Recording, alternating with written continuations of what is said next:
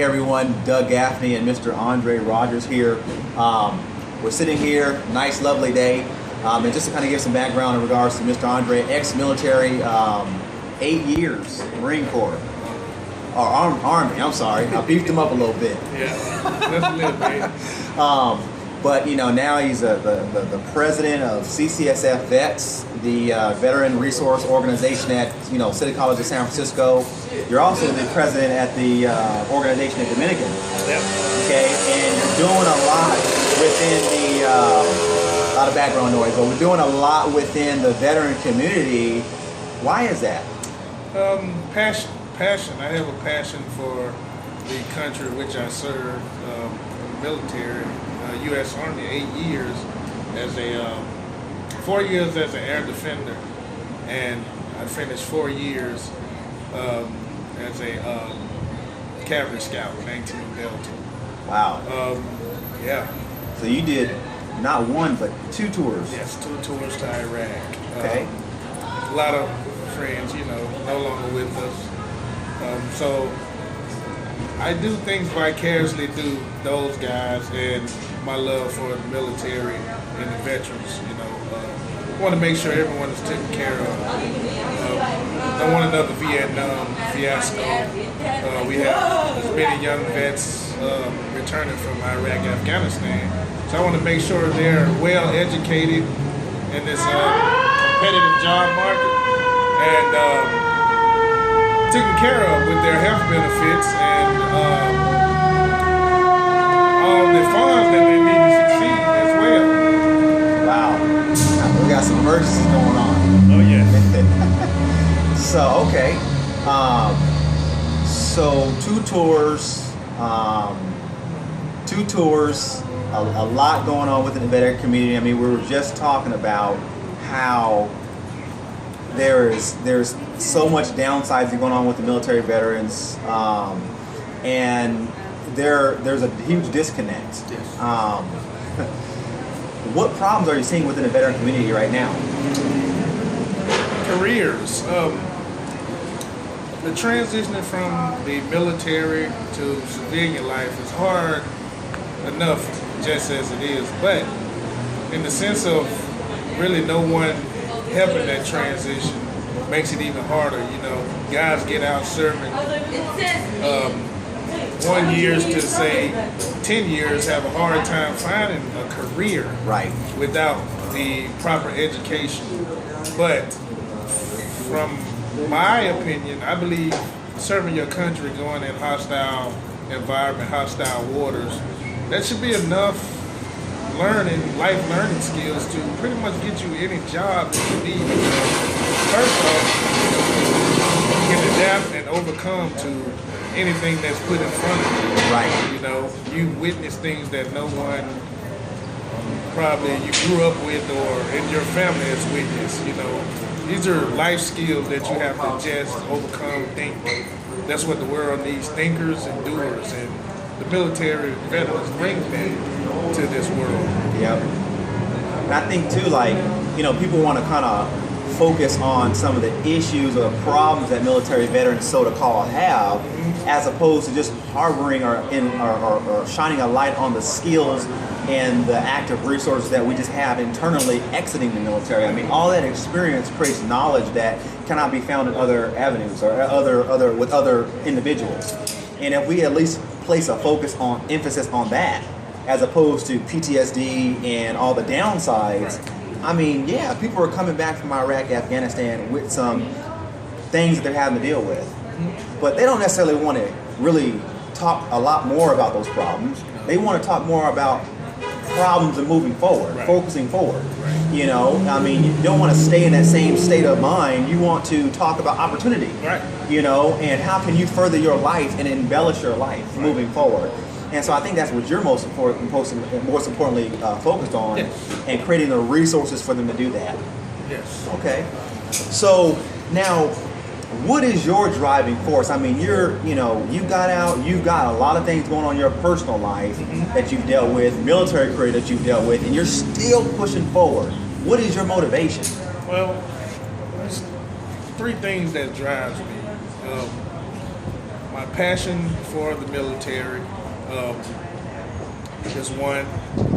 My kids is the other one. Losing a child is one of the hardest things that a person can go through. Your kids are supposed to bury you, not you bury them. You know, losing a child in 2009, that took a lot out of me. You know, and it made me understand that, man, you came from combat, but you come home and you lose a child. You know, it's one of the hardest things you have to do. So that's a driving force, along with my 3 other kids that I have. You know, Wow. They're still here, so I push for them. I push for my veterans in this world, and the third is myself. It gives me a sense of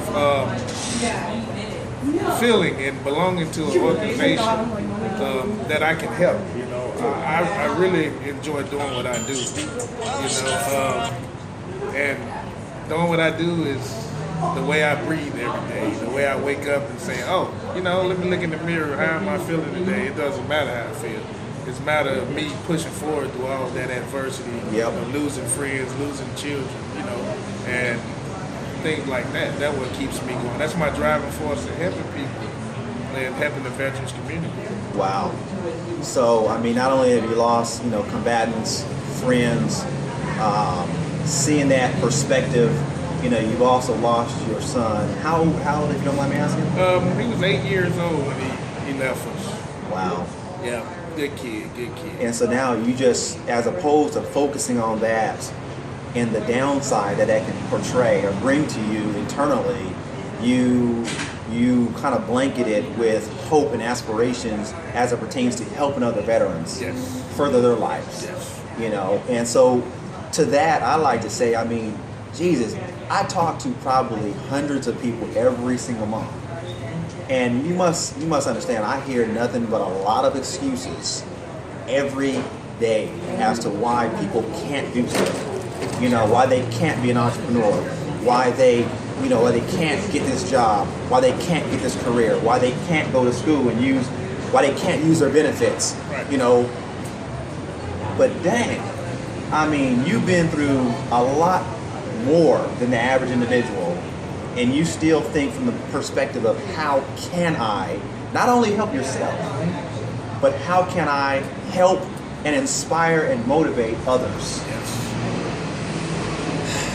Man, well, that's why you're a great friend, man, to have, and I'm glad to be working with you as well. You know, Honored to be your friend, man. we got a lot of things that are going on out here in the San Francisco area. You know, and again, it gives me great honor and you know, just it's a great privilege to be working with Aundray.